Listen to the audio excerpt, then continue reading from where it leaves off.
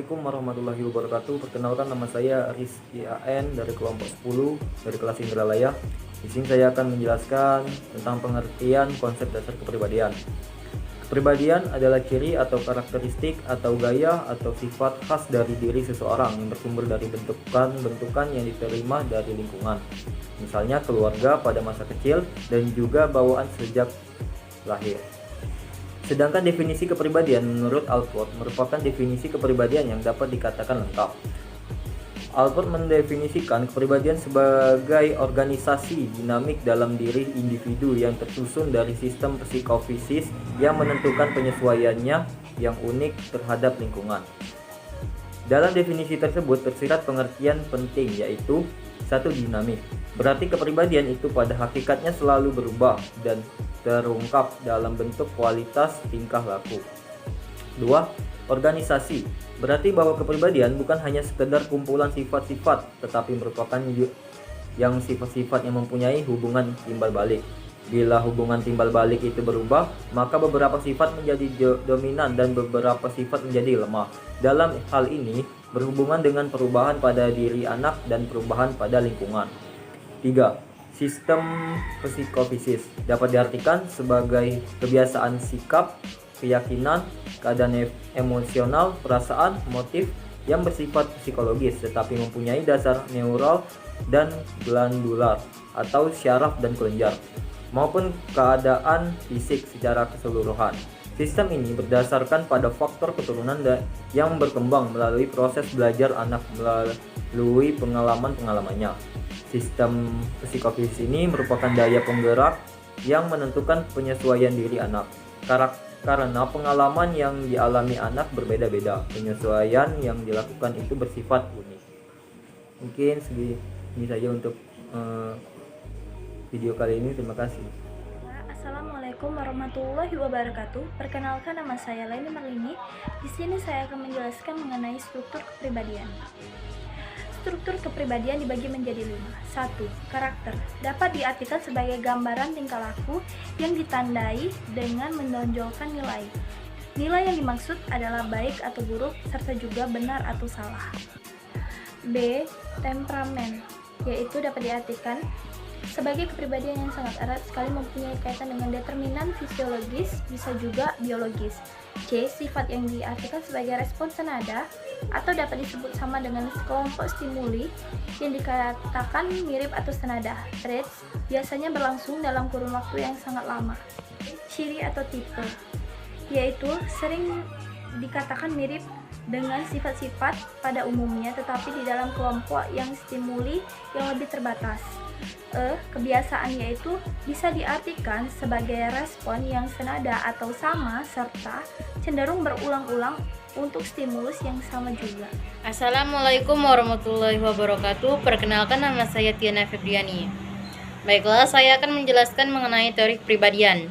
Ada beberapa teori kepribadian yang paling utama, yakni psikodinamik teori, Neo-Freudian personality theory, dan Carl Jung teori. Yang pertama, psikodinamik teori adalah teori yang diberikan Sigmund Freud, di mana dalam teori ini dirumuskan dengan premis jika kebutuhan atau dorongan yang tak disadari konsumen, khususnya dorongan biologis dan juga seksual, adalah inti dari sebuah motivasi serta kepribadian.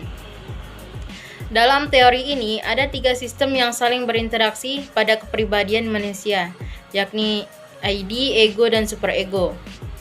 Yang kedua, Neo-Freudian personality theory. Alam teori dari Costa dan McCree ini berasumsi jika semua individu mempunyai karakter serta jenis konsep diri yang berbeda. Teori ini dibagi ke dalam 5 karakter, yakni extraversion, yaitu pribadi yang senang ada di dunia lain selain dunia mereka. Kedua, neuroticism, pribadi yang mempunyai kondisi emosi tak stabil, pesimis, dan kepercayaan diri rendah. Ketiga, agreeableness, yakni pribadi yang cenderung mempunyai keyakinan positif sekaligus menghargai nilai orang lain. Keempat, conscientiousness, yaitu pribadi dengan sikap tanggung jawab, berdedikasi, dan bisa dipercaya. Kelima, opens to experience, pribadi dengan karakter terbuka pada pola berpikir dan bisa menerima segala konsep baru. Ketiga, ada Carol Jung teori. Dalam teori ini berpendapat jika ada 2 dimensi cara berperilaku dan juga 4 fungsi psikologi. Dimensi ini memberi gambaran tentang arah aliran energi psikis, yakni extroversion dan juga introversion. Yang pertama, extroversion adalah energi psikis yang diarahkan supaya dunia luar atau sesuatu bisa terwujud. Sementara introversion merupakan energi psikis yang fokus pada beberapa proses psikis internal, meliputi perasaan dan ide berpikir. Kedua, sensasi berupa sesuatu yang menjadi jembatan masuknya aliran informasi pada benak seseorang. Ketiga, intuisi merupakan kemampuan yang dipakai untuk melihat sesuatu yang tidak terlihat dan selalu berusaha untuk melihat pola serta gambaran secara besar. Keempat, berpikir. Individu yang selalu memakai kemampuan intelektual untuk melakukan banyak pertimbangan sebelum melakukan sesuatu hal. Kelima, perasaan. Individual yang cenderung memakai nilai pribadi dan perasaan dalam memecahkan masalah. Kepribadian sebagai organisasi tingkah laku dipandang Eysenck memiliki 4 tingkatan hierarki, berturut-turut dari hierarki tertinggi, hierarki kedua, hierarki ketiga, dan hierarki terendah. Baik, mungkin hanya itu yang bisa saya sampaikan. Wabillahi taufiq wal hidayah. Wassalamualaikum warahmatullahi wabarakatuh. Perkenalkan, nama saya Margareta Manurung dari kelompok 10. Di sini saya akan melanjutkan materi yaitu tentang aspek-aspek dalam kepribadian. Albin Syamsuddin tahun 2003 mengemukakan tentang aspek-aspek kepribadian yang di dalamnya mencakup yang pertama adalah karakter. Karakter yaitu konsekuen tidaknya dalam mematuhi etika perilaku, konsisten tidaknya dalam memegang pendirian atau pendapat. Yang kedua adalah temperamen. Temperamen yaitu disposisi reaktif seseorang atau cepat lambatnya mereaksi terhadap rangsangan-rangsangan yang datang dari lingkungan. Yang ketiga adalah sikap. Sikap yaitu sambutan objek yang bersifat positif, negatif, atau ambivalen. Yang keempat adalah stabilitas emosi, yaitu kadar kestabilan reaksi emosional terhadap rangsangan dari lingkungan, seperti mudah tidaknya tersinggung, marah, sedih, atau putus asa. Yang kelima adalah responsibilitas atau tanggung jawab, adalah kesiapan untuk menerima risiko dari tindakan atau perbuatan yang dilakukan, seperti mau menerima risiko secara wajar, cuci tangan, atau melarikan diri dari risiko yang dihadapi.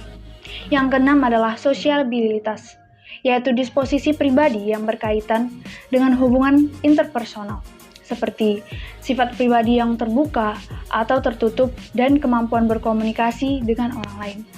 Demikian saya ucapkan terima kasih. Assalamualaikum warahmatullahi wabarakatuh. Perkenalkan, nama saya Dewi Nurfatona. Di sini saya akan menjelaskan sedikit tentang ciri-ciri kepribadian. Setiap individu mempunyai ciri-ciri kepribadian yang berbeda-beda, baik itu ciri kepribadian yang baik atau yang sehat maupun ciri kepribadian yang tidak sehat. Seperti yang dikemukakan oleh Elizabeth Samsu Yusuf 2003. Beliau memaparkan ciri kepribadian yang sehat maupun yang tidak sehat sebagai berikut. Yang pertama, ciri kepribadian yang sehat. Salah satu cirinya adalah yang pertama, seorang individu mampu untuk menilai dirinya sendiri secara realistik. Kedua, mampu menilai situasi yang dihadapi secara realistik. Ketiga, mampu menilai prestasi yang diperoleh dirinya secara realistik dan tidak terlalu berlebihan ataupun sombong. Yang keempat, mampu bertanggung jawab.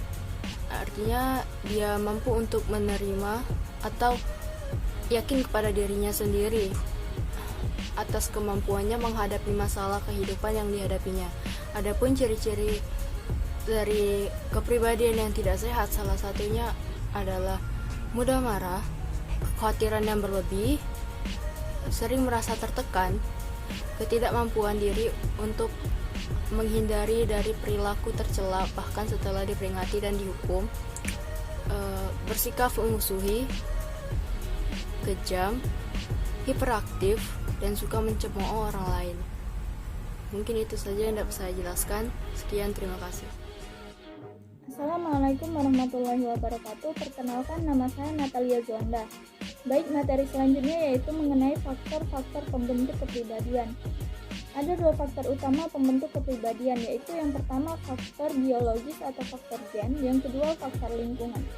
Faktor biologis atau gen, kepribadian seseorang telah ada sejak ia lahir. Kepribadian itu merupakan sifat yang diturunkan oleh kedua orang tuanya dalam bentuk gen. Hal inilah yang dapat menjelaskan mengapa seorang anak memiliki sifat yang mirip sekali dengan ibu dan ayahnya.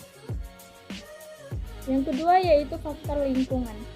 Setiap bentuk kepribadian juga dipengaruhi oleh lingkungan tempat ia tinggal. Perbedaan iklim, topografi, dan sumber daya alam di wilayahnya akan menyebabkan setiap orang menyesuaikan diri terhadap alam. Jadi, dengan sendirinya orang tersebut membentuk bentuk kepribadiannya.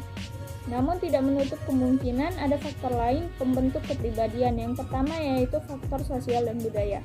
Manusia akan selalu berusaha untuk mengubah atau merekayasa bentuk agar sesuai dengan kebudayaannya. Hal tersebut ia lakukan untuk memenuhi kebutuhan hidupnya. Kebudayaan juga akan berpengaruh terhadap bentuk kepribadian seseorang. Contohnya seperti kepribadian orang suku Batak yang terkenal dengan pribadi yang keras, berbeda halnya dengan suku Madura yang berperawakan lemah lembut. Yang kedua yaitu faktor kelompok. Manusia merupakan makhluk sosial, artinya seseorang pasti akan melakukan hubungan dengan orang lain. Seseorang dengan orang lainnya yang memiliki visi dan misi yang sama lama-kelamaan akan membentuk sebuah kelompok.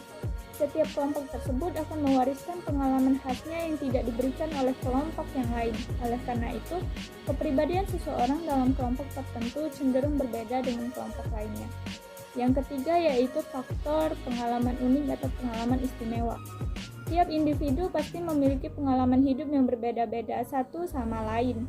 Pengalaman tidaklah sekedar bertambah, akan tetapi ia akan menyatu ke dalam kepribadian seseorang. Pengalaman seseorang akan memberi warna tertentu dalam kepribadian orang tersebut.